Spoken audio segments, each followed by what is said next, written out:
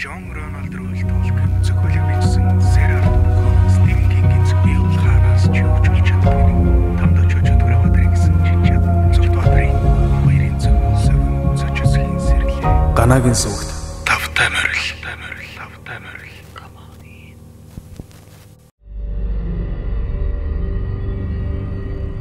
Зохиолч Цогтбаатарын Ууган баяр холбоо. 1-р бүлэг Зэнэ.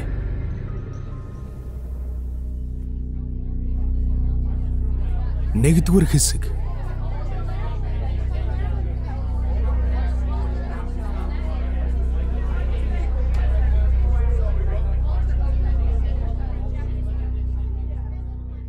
Зэнэ бодож төлөвлөж байснараа шин дугаар худалдаж авлаа. Хомсны төлөөн чинээ ялцсан сим картыг өөрийнхөө хэрэглэж байсан хуучин гаруудсандаа хийж, харин өөрийнхөө үндсэн хэрэглээнд зориулж шинээр гаруудаас худалдаж авав. Гэвч шинээр худалдаж авсан утаснаас нь илүүтэй хуучин гаруудсан л анхаарлын татна. Учир нь тэрээр энэ хуучин гаруудсаа нэгэн онцгой зүйлд ашиглах гэж байгаа. Чухам тиймдээж өөрөөс нь өөр хинж мэдэх ёсгүй шин дугаар худалдаж авсан хэрэг. Зэнэ энэ шийдвэрийг гаргах гэж хэдэн 7 хоног эргэлзсэн юм. Тэгээд эцэст нь үзээд алдахаар шийдэж, эргэлзсэн бодлуудаа цэг тавьж, шийдэж ядаад байсан зүйлээ хийж үзэхээр сэтгэл шулуудсан нь инээ. Тийм ээ, тэрээр хангалттай удаан бодсон. Бодож шийдвэрээ гаргасан юм. Тэгээд нэгэнт шийдсэн болохоор одоо эргэж буцахгүй. Тэрээр өнөөдрийг хүртэл 40 хэдэн жил хорвоогийн тоосыг хөдөлгөхдөө нэгэнт шийдсэн бодлоос хизээж эргэж буцаж байгаагүй юм. Зэнэ өөрөөсөө өөр хэнийг мэдэхгүй шин дугаар хийсэн хуучин гаруудсаа уршуулах гэж байгаа. Бүр шууд утгаараа. Аль оршуулгын газрын альхан хавьд хэрхэн яаж оршуулхаач мэдэж байгаа. Хотын зах руу дөнгөж гараад л байдаг буйдхан нэгэн оршуулгын газар. Хэдийгээр хот хаягаан тэлж хүмүүс тэр хавьд хашаа хатхан бууцгаасан ч яг оршуулгын газар тавал хөл хөдөлгөөн гэхээр юмгүй тийм л газар.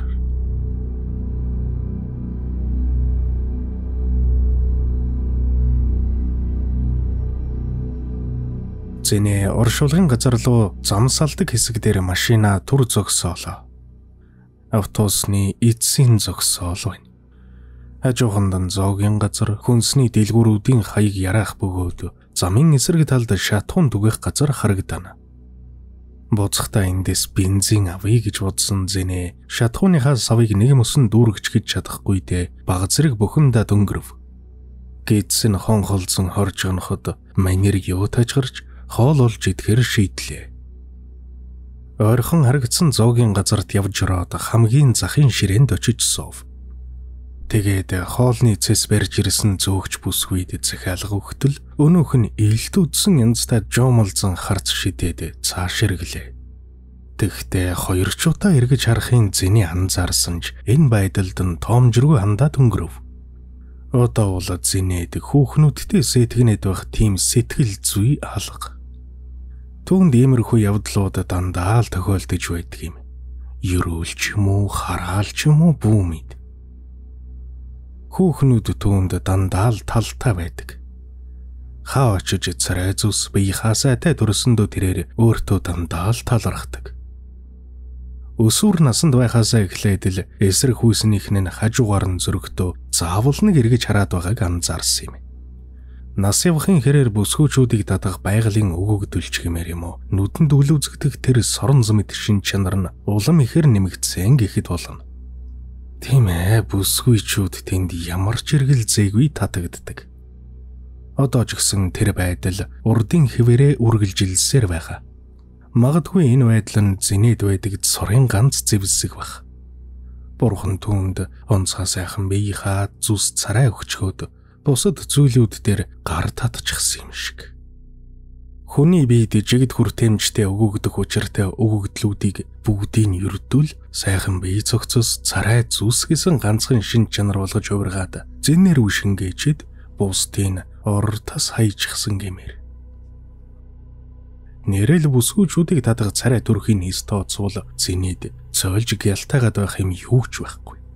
Ажилд орсон ч удаан тогтож чадалгүй халагдчихна. Ямар нэгэн ажил бизнес сэдэж эхлүүлсэн ч ашиг олох нь битгий шатаж дампуураад өрөнд ороод л дуусна. Хүүхнүүдтэй харьцахдаа л хачин сайхан эвдүүгийн олохоос биш хамтран ажиллаж дарга дамламтын хүмүүстэй үг яриагаа ойлголцно гэж юу байхгүй. Бусдаас илүү гарч сурч мэдсэн эрдэмж гэж байхгүй.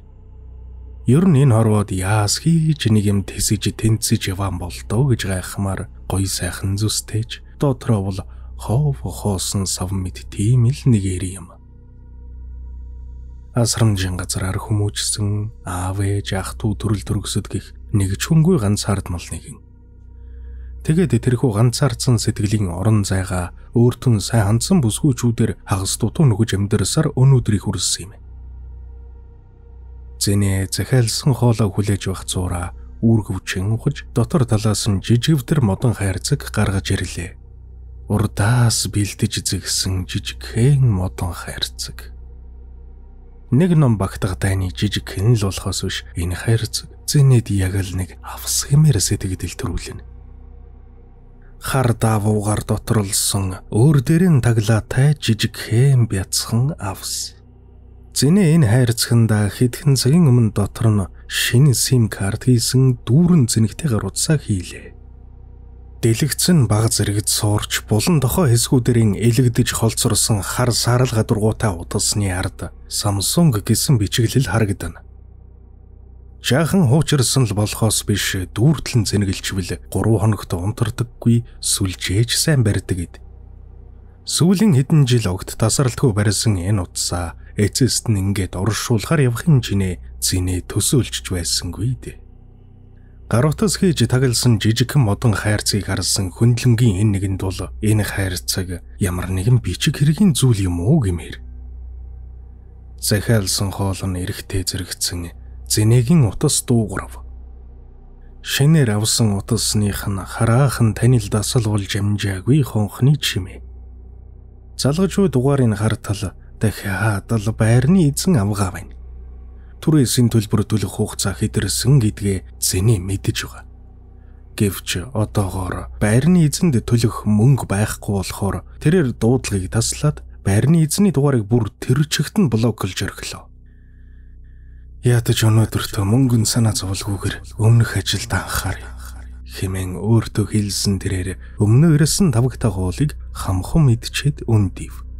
Ямар нэгэн хадуухан юм олж уумаар санагдсан ч машин барьж яваагаа ухамсарлан тэсгээр шийдэв.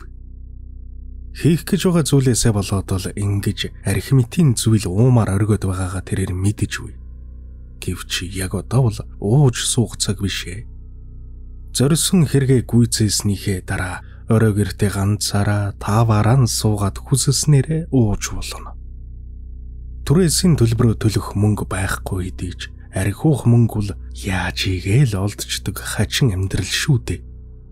Арга барлаа гэхэд дурын нэг хүүхэнтэй сэтгэнж байгаа л уух юмар дайлуулчиж дөнгөн гэдгээ тэрээр мэднэ.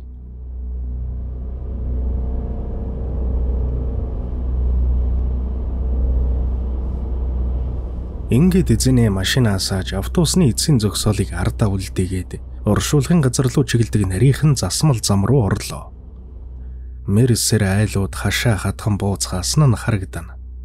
Зам дагуу шинээр босгосон цахилгааны шонгууд үргэлжлэнэ. Энэ байдлаас үзэхэд магадгүй ердөө дараа жил гихтэл автобусны эцсийн буудал энэ чигт сунан үргэлжлэх төлөвтэй. Энэ хавь зам сэлгүүхэн учир зинэ торж гацалгүй давгсаар төдөөдөлгүй мөнөх зоржгүй оршуулгын газрынхаа барааг харлаа. Гоныг ханхлуулсан булшны хүйтэн жолоонууд өөртөө чимээгүй хэлэр дөхөн мэдлэг шиг. Зам дагуу хуучирч орхигдсон гэмээр шилэн бүхээг нүдэнд нь өртгөд зинэ эргэл тойрцныг багцаалдан товромсон дээрээ зугуухан гიშгэлээ. Энэ үхэн хавьд огцом эргэлт байдгийг тэрээр одоо мэддэг болсон. Яг энэ эргэлттэй хэсгээр баруун тийшээ шорон зам руу ороход оршуулгын газарт ирлээ гэсэн үг. Ингээд эзэнэ төд удалгүй л оршуулгын газрын доохонд ирээд машинаа унтрав. шартаж нозоорсон аятай бие чирсээр машинаас бууж арын тэ шадгалах хэсэг рүүгэн сажлан хүрэв. Машиных нь арын шилний цуурсан хэсэг өмнөхөөсөө илүү томорчсон байхыг анзаарлаа. Энэ янзаараа мөдхөн энэ шилийг солиулах хэрэг гарах нь. Зэнэ санаалтаад тэшний хэсгээс нэг жижиг битэр гар хүрз гаргаж барилаа. Нар шингэх төгчий. Хэдий тэр тэ цаана мэрсэр айлууд хашаан хатгаж гэр байшин барьсан байгч хөл хөдөлгөөнгүй эйлэх хөл. Явж харагдах машин тэрэгч алга. Оршуулах ёслол дандаа үдээс өмнө хийгдэж жигдэрдэг юм хойно. Үдээд энэ хаваар хүн амтан холхиод байхгүй ч зүүн хэрэг үз. Хан шинэх төгссөн хаврын ихэн сар. Жихүүхэн сэлх үлэн эсгэрсэн бүүдгэрхэн өдөр санж. Зэний хайрцаглаж бэлдсэн гаруудсаа зүүн талдаа сугавчилж, баруун гартаа жижигхэн гар хүрзэн атгад уулын ингэрөөд өгслөө. Хүүтэн чулуун дээр сийлжүүлдээсэн телегачтын нэрсийг уншингаа дээш матсаар. Энэ оршуулгын газарт тэрээр 3 дахь удаага ирж байгаа нь энэ. Сүйд бүсгүйгэн оршуулах газраа сонгох гэж нэг, дараа нь түүнийгэн оршуулгахдаа нэг ирсэн юм. Одоо ингээд 3 дахь ирэлт нь болж байна. Өмнөх 2 ирэлтийнхээ аль алинд нь тэрээр яг ингээд л булшин дээрх нэрсийг уншаад дээшээ алхаж байсан юм. Сүрэн 1960-аас 2020 он. Үеийн 1998-аас 2015 он. Балжир 1970-аас 2021 он. Эдгээрийн дараа бас нэгэн нэргүй булш. Тэгээд цааш жаахан алхаад Зэнэгийн маш сайн мэддэг нэр залгана. Саян 1994-өөс 2025 он. Зэнэ сүйд бүсгүнхээ булшны дэргэд зогсов.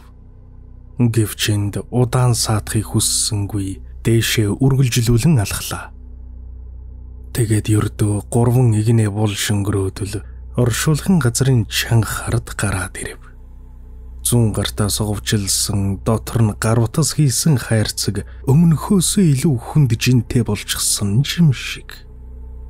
Гэвч энэ бол газрын өөд алхаж булчин чангараснаас ингэж санагдаж байгаа хэрэгээ хэмээн өөртөө хэлсэн тэрээр эргэн тойрноо дахин нэг удаа нэгтлэн харлаа.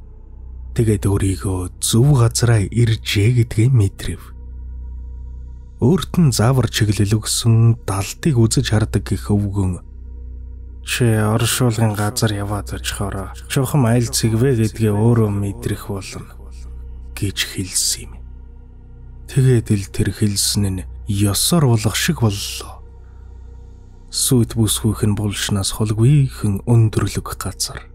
Тийм ээ, энэ цэг яг мөн хэмээн өөртөө хэлсэн Зэнэ 99 олон булшнуудын араас харан хэсэг зур зогсов. Хэдий өчнөн олон булш байхч нүд нь саянгийн булшруул татагдана. Халгамар хэрнээ бас хүсмээр онцгой нэгэн булш. Харцсан жохом тэр булш тайл холбогдоод нүдээч завчиж чадахгүй гацчих шиг. Хэрвээ яг одоо саян булшинд ороосоо гараад ирвэл намайг энд байгаа төвгөх олж харанда гэж бодмогцоо. Зэнэ өөрийнхөө энэ бодлоос цочих мэт болж харц бурууллаа. Тэгснээ тэр даруйда ямар жаах хөхтэй штэ. Хий хоосон төсөөлөр өөрийгөө айлгахад одоо хэтэрхий хөхштэй штэ хэмээн өөртөө хэлв. Тэгээд зорж ирсэн ажлаа хурдхан шиг гүйцээхэр шийдээд хайрцагтай гаруудсаа хажуудаа тавиад хөл доорох газраа идэвхийлэн ухаж гэллээ. Нэг их гүнзгий байх шаардлагагүй. Ердөө л төөх хэрэг байхад болно хэмээн өөртөө хандан амандаа шивнэн. Ингээд удсанчгүй нүх бэлэн болоход Зэнэ хайрцагтай гаруудсаа дотор нь хийгээд дээрээс нь шороогоор буллаа. Эргэн тойрноо харав. Нүдэнд нь өртөх алхаж гიშгэж яваа амьтай голтой юм юу ч алга. Ердөөл эгэнсэн олон булшны чулуу. Тэр цаана хэдэн айлын хашаа байшин тэгээд л болоо. Зинэ ингрийнхээ халаасыг ухаж, шинээр авсан гар утсаа гаргаж ирээд саяхан газарт булсан утас руу ганцалгаж чихэндээ барила. Утас дуудах дүүд гих чимээ. Саяхан булсан нөхрүүгээ бага зэрэг тонгойж чагнавал газар дороос хуучин гар утасны танил хонх бүдэг бадагхан дуулдаж байна.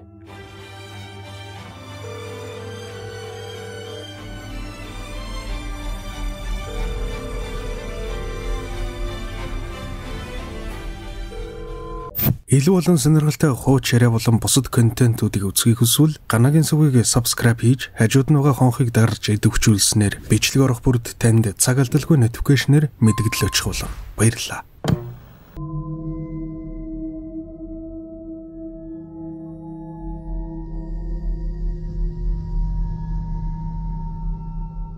Өөрийнхөө хийсэн үйлдэлээ бодохоор нэг л итгэж ядам. Хэрвээ өөр хүнийг оршуулгын газар очиод бусдын нүднээс далдуур гар утас булсан гэж сонсвол зинэ тэр нөхрийн эргүү тэнгийг гайхах байсан. Ялангуяа тийм үйлдэл хийх болсон шалтгааныг сонсож гэмэн чухам халаглан шогшрох байсан биз. Зинэ бол хизэнээсээ элдвийн сүжиг сэжиггүй амьдарч ирсэн нэгэн. Сэтгэл дотроо бурхан бог хоёрын аль нь ч байхгүй гэдэгт итгэж ирсэн тийм л хүн. Гэвч эцэст нь ингээд өөрийнхөө хийсэн үйлдэлийг гайхмаар тийм зүйл хийчээд сууч байна. Мэдээж энэ нь учиртай. Хурмаа хийхээр товолчихсон байсан сүй төсгүй амьсгал хураахынхаа өмнө өөрт нь нэг үг хэлэх гээд амжаагүй юм. Чухал үг. Чухам тэр үгийг л сонсох гэсэндээ зинэ ингээд өөрийнхөө итгэл үнэмшлээс ангид зүйл хийхдээ тулсан хэрэг. Зинэ өмнө нь 2 удаа амьдрал зохиогоод бүтэлг үйдсэн. 2 удаа эхнэр авч байсан. Хоёулаа нас барсан. Бүр нарийн давал хоёулаа амиа оруулсан юм. Анхны эхнэр нь өөрөөс нь салсныхаа дараа амиа оруулсан бол харин дараачих нь өөртөө амьдарч байхдаа бүр 2 ч хүүхэд төрүүлснийхээ дараа амиа оруулчихсан юм. Тэгэх болсон шалтгаан нь арай л хямдхан. Ердөл өөрийн өөр хүүхэнтэй явалцсан гэдгийг олж мэдмэгцээ 2 хүүхдтэйж бодолгүйгээр өөрийгөө хороочихсон нь тэр шүү дээ. Зинэдэ тэрхүү 2 хүүхдийн төрүүлсэн эхнэрийнх нь үхэл том цохилтулж санаа бодлын удаан хугацаанд хямрааж байсан бол харин эхнэрийнх нь үхэл бараг эсрэгээрэн гэхэд болно. Минжи гэх тэр анхны эхнэр нь үнэндээ сэтгцэн эмгэгтэй байсныг зинэ бүүвэр хожим гэрлэлтэд батлуулсныхаа дараа олж мэдсэн. Санамсаргүй байдлаар эмчийн бичгийг холоод үзчихсэн хэргэлдэ. Тэгмэгцээлээ зинэгийн Минжиг харилдаг байсан ойлгомжгүй ихий хоосон хайрын мэдрэмж нь огт байгаагүй юм шиг ормөргүй сарнин алгуулсан юм. Өөрт нь талтай юугаач өхөөс буцахгүй олон сайхан бүсгүй чүүл байхад очиж тэр Минжиг их сэтгцэн асуудалтай бүсгүйтэй гэрэлснээ бодохоор бүр нэг итгэж ядмаар санагдсансан. Зүүдэлж явахдаа гэрэлчгээд гинэтхэн нойрноосоо сэрчгшгэл. Ингээд л зинэ Минжигээс даруйхан салахын төс болсон юм.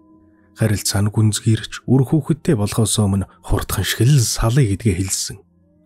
Минжигийн уйлж унжиж гуйж говшихынч тоолгүй ёстой эргэж чарлгүй явж одсонсон. Тэгтэлээ тэгж явснаас хойш ердөө 7 хоногийн дараа өнөөх Минжийн амиа хорлчихсон гэж дуулсан юм. Тэр явдлаас болоод бүр цагдаа дуудагдж байцаалт өгсөн. Тийм ээ, тэр хүүхэн зэнийг өөрийн хороосон гэсэн утгатай захиа үлдээгээд үхчихсэн байсан юм. Азаараа сэтгцэн өвчтөгөөсөө болоод ч тэрүү камер байрлуулсан өрөөг анзааралгүйгээр өөрийгөө хорлолчихсон нь эцэстээ зэнэд зол болсон доо. Хэрвээ камерын бичлэг байгаагүй бол зэнэ гэмт хэрэг цэжиглэгдэж нийлээд хүндхэн нөхцөлд орохоор байв.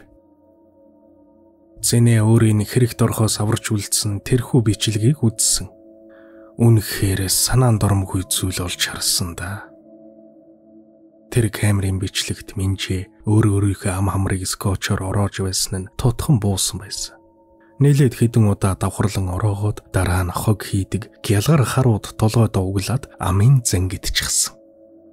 Тэгснээ өөрийнхөө 2 гарыг ар нуруундаа гавлсан. Ингээд л төд удалгүй унаад өгсөн. бүтэж өгсөн нь тэр.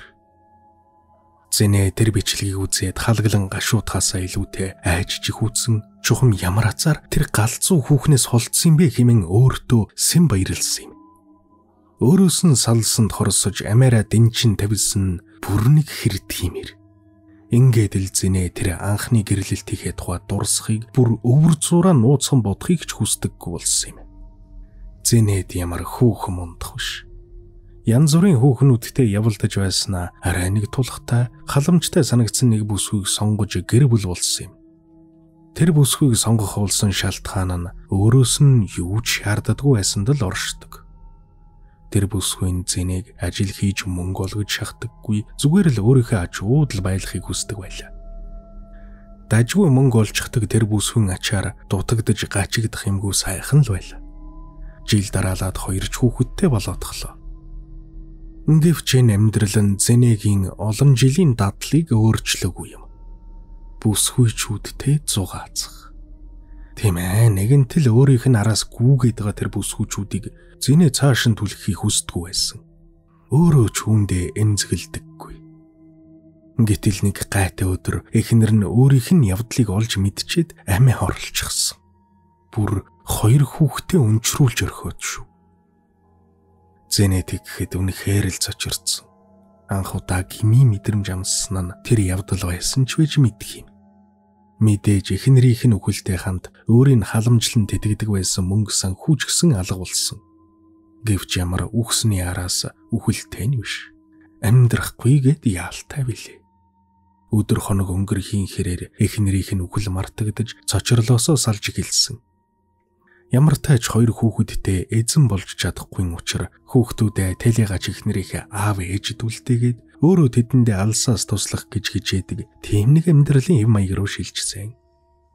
2 хүүхэдтэй тусалдаг ганц бие яав. Гэвч сансан хэмжээндээ хүрч өрөөсөө чадаагүй. Хүүхдүүдээс нь байсгийг ил мөнгө нэгсэн дуудлага ирж цаг хугацаа өнгөрөх тусам тэдний хүсэл эргэзийг хангаж дөнгөхөө болсон. Ингээд мөнгө олж чадахгүй галзуурдгийн даваан дээр явахдаа саянтай таарсан юм. Саян түүний хувьд чухмал азын суглаа байлаа. Чухам энэ бүсгүйтэл жинхнээсээ сайхан амьдрах юм шүү гэж хүсэж байсан. Гэтэл хурмаа хийхээр тохироод байсан тэр хүүхэн нь бас л нас орчихсон. Ингээд зэнэгийн амьдрал зохиох гэсэн 3 дахь оролдлого бүтэлгүйтэж сайн сайхан амьдралд тэмүүлэх бодломж бөхөж эргэн тойронд нь айцсаас өөр зүйл үлдээгвэ гэхэд болно. Сэтгэлээр унаж энэ бүх азгүй тавилангаа хэрхэн төгсөх тухай бодож эхэлсэн юм. Юу яагаад өөрт нь ийм азгүйтэл нүүрлээд байдгийг нухацтайхан бодож үзсэн. Энэ бүх азгүйтлүүдэд цэг тавихын тулд зүгээр л амиа хорлчихмоор. Гэвч үүнийг хийхээс өмнө толгойд нь эргэлдээд байгаа нэг асуултын хариуг мэдмээр санагдсан. Саянгийн өөрт нь хэлэх гээд байсан сүүлийн үг. Баян хүний ганц өхөн амьсгал хураахынхаа өмнө өөрт нь үг хэлхийг завдсан ч амжаагүй юм шүү дээ. Зэнэ түүний хэлхийг хүссэн тэр үг чухам юу байсныг мэдгсэн гэхээс байж ядсан гэхэд болно. Мэдээж өгсөн хүнээс үг сонсон гэдэг бүтшгүй. Гэвч арай ямар нэгэн арга чарга байдгийн биш байгаа. Ийм зүйл байж болох талаар сургалаад үзүүл ядаггүй гэсэн нэгэн адын бодол хаанаас ч юм ороод ирсэн. Өгсөн хүнээс үг сонсох.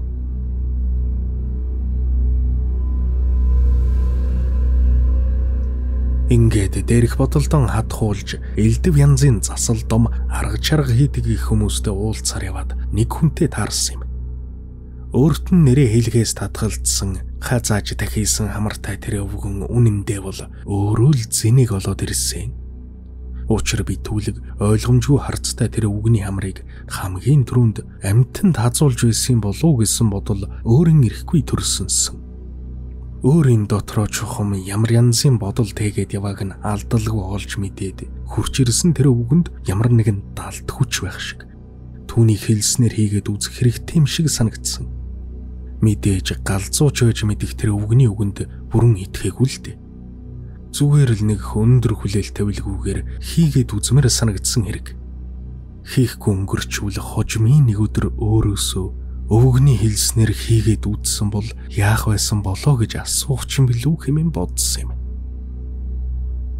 Ингээд л зинэ дээрх бодлуудынхаа үр дүнд өнөөдөр оршуулгын газар очиж гаруутас булсан нь тэрэ.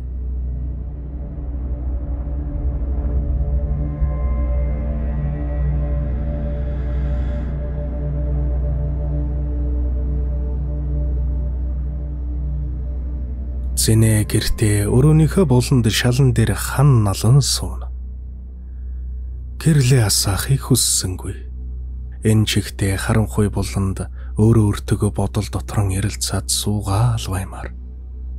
Хажуудаа нэг шилэрх баса дөнгөж өнөөдөрхөн худалдаж авсан гаруутас хоёроо зэрэг зүйлэн тавьжээ. Утсанд нь мессеж ирэх чимээ гаргахад эрэхгүй цочсон тэрээр шалвхан шиг утасныхаа дэлгэцийг харав. Том хүүгээс нь мессеж ирж.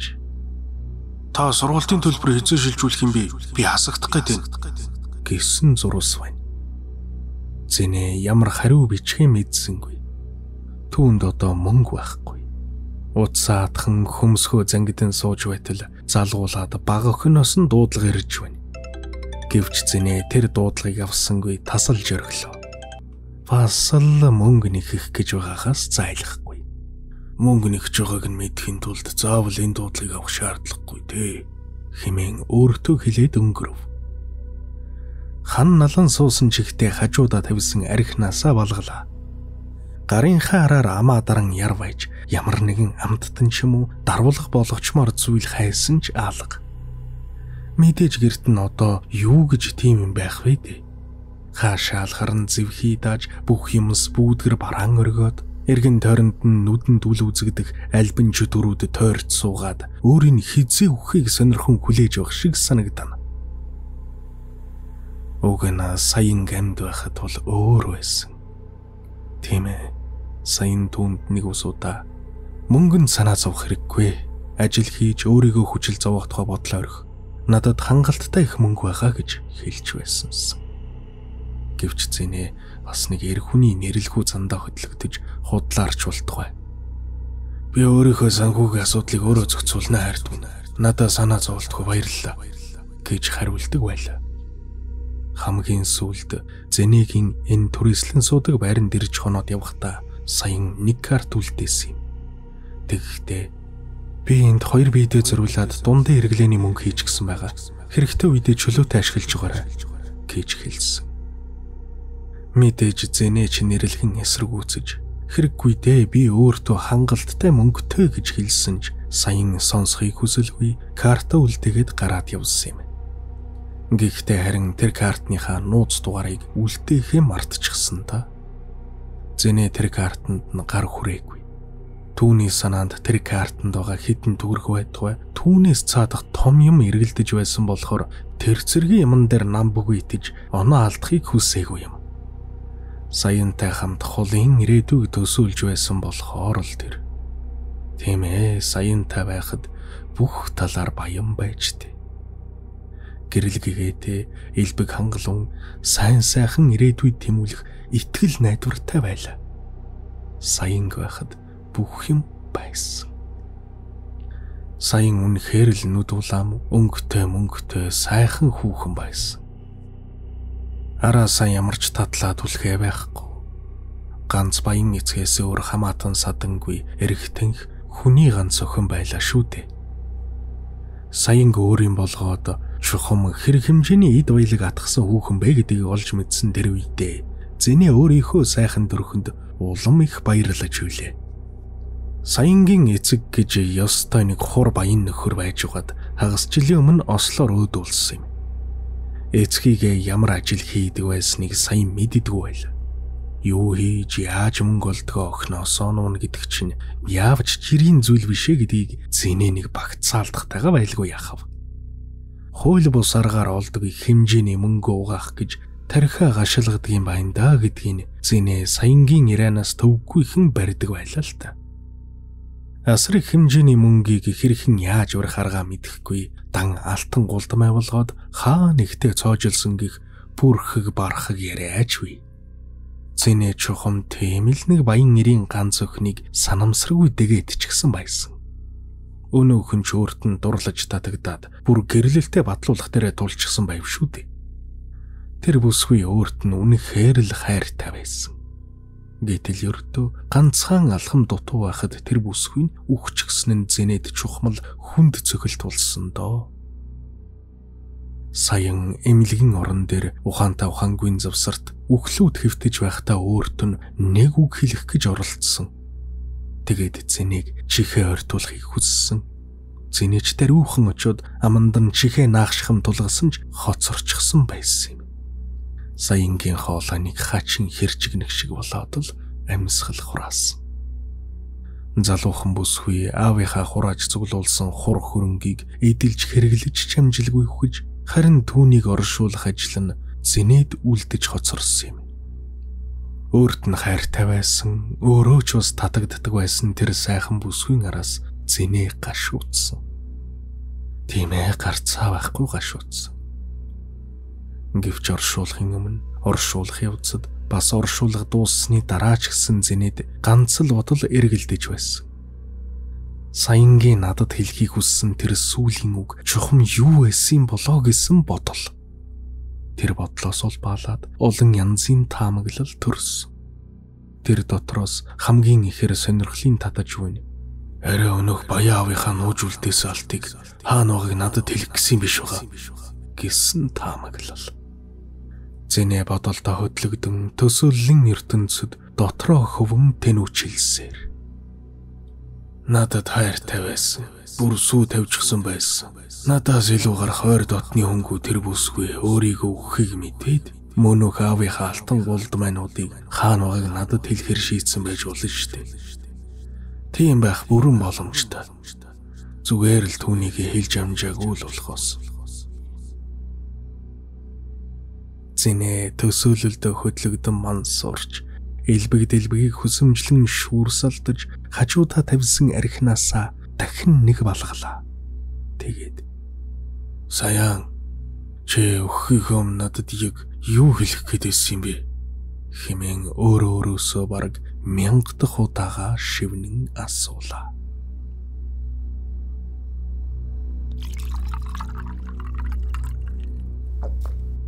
Зинэ шилтэй архинаас байс хийгээл балгасаар одоо бараг л дуусах төхөж. Шинээр авсан гаруутаас хажууд нь хэвтгэх нь өөртөө хийх ёстой чухал ажил байгааг сануулна.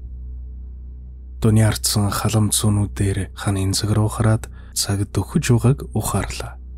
Шөнийн 3 цаг болохоор өнөөх оршуулгын газарт болж өргсөн утас руугаа залгах ёстой юм. Тэгж гимэн саянтай холбогдно. Талигачтай холбогдох зан үйл маягийн бусад зүйлсийг мөнөөх нэрээ хэлгээс татгалзсан тахир хамартай өвгөн алсаас удирдах учиртай. Харин зинэгийн хийх ёстой ажил бол зүгээр л оршуулгын газар тавиачиж болсон гар утас руугаа л залгах явдал. Талигач сүд бүсгүй нь утасны дуудлагыг сонсоод өөртөө нь ярих ёстой. Зинэ гар утсаа атган сууснаа дөнгөж өнөөдөрхөн худалдан авч ашиглалтанд оруулсан 8 оронтой дугаараа утасныхаа дэлгэцэн дээр цуглуулв. Тэгээд дуудлагын ногоон товчлуурыг дарах гэснээ хэсэг зур тэнэгэлзлээ. Оюун ухааных нь ихэнх хэсэг цөхрөн туйлдж арга ядсан галзуу итгэл найдварын золиос болсон ч эрүүл ухааных нь нэг жаахан өөдөс өөрөө өөрийнхөө үйлдэлийг эсэргүүцэж байх шиг. Эрүүл сарвал байдлаа хадгалж буй сүүлчин зүүн савингууд нь өөрийгөө бити ийм зүйл хийх хэмээн ятхан гонгинон. Гэвч энэхүү ятгалгын дуу чимээ хитрхи нам жим байлаа. Үгс яавал гэж. Оршуулгын газар руу залгая. Угаасаа шийдсэн хэрэг штэ. Би хэзэнээсээ л шийдсэн бол боцдгоо. Энэ удаа ч гэсэн боцохгүй.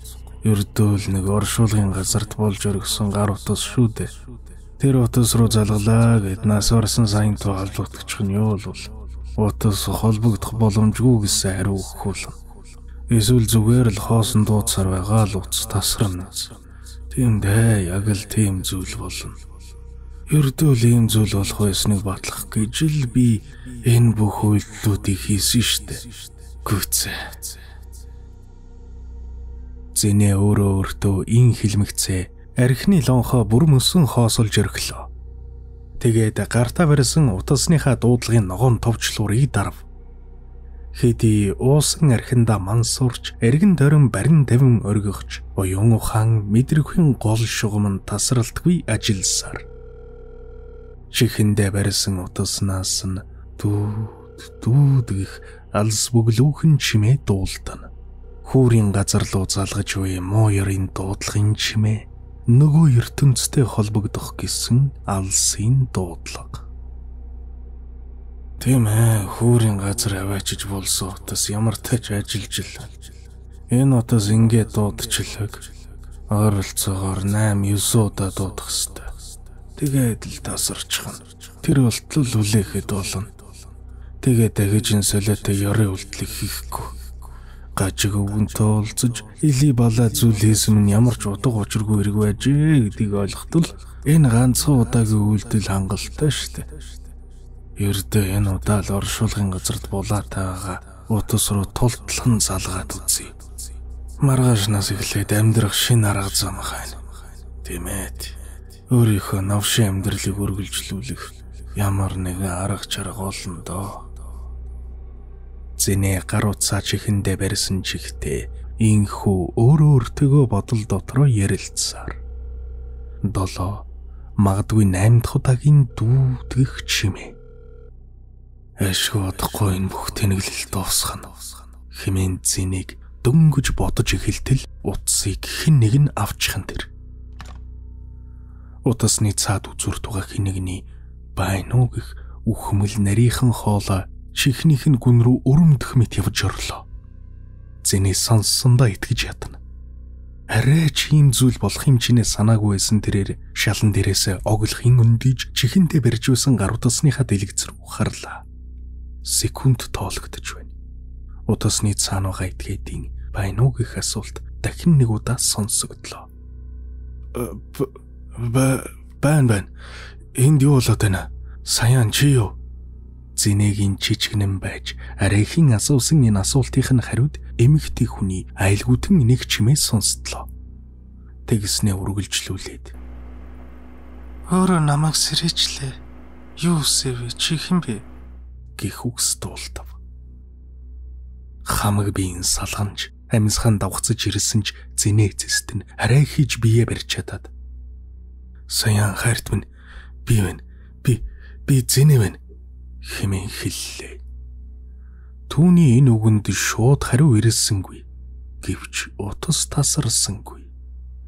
Олон асуултын тэмдгүүдэд нүдүүлэн буй Зинэгийн согтуу ухааных нь нэгэн буланд энэ бүхэн худлаа. Би зүгээр л солиорч байна гэсэн бодол гүйж ирэв. Хэдэн хормын намжин байдал үргэлжилсэний эцэст цаад үзүр тухай этгээдийн нэрэн би өгчихсэн штэ гэх харамссан гэмээр үгс дуулдах нь тэр. Харилцуур барьсан гар нь үл мэдэг жижигэнсээр буй Зинэ хүчлэн байж өөрийгөө хагас угас тайвшруулж амжаад. Саяхан хайрт минь би чиний сүлд надад хэлэх гэжсэн үгийг чи сонсхийг хүссэн. Чи өгөхөө надад үг хэлхийг хүссэн. Их чухал үг байсан штэ. Чи одоо тэр үгийг надад хэлж болно. Хэмээн ээрч төгөдчин байж хэллээ. Саян гинэ. Нэрээ тийм л тэ хүмүүс намайг саян гэж дууддаг байсан. Утасны цаана баха этгээдийг ин хилтэл утас тасарчихсан тэр. 1-р хэсэг төгсөв. Энэ зохиолын үргэлжлэлийг зохиолчоо дэмжин зөвхөн Mbook-с сонсоорой. Миний оруулж буй бичлэгүүдийг цагаалдалгүй, алгасалгүй үзхийг хүсвэл subscribe дарж, хажууд нь байгаа хонхыг дарж идэвхжүүлээрэй.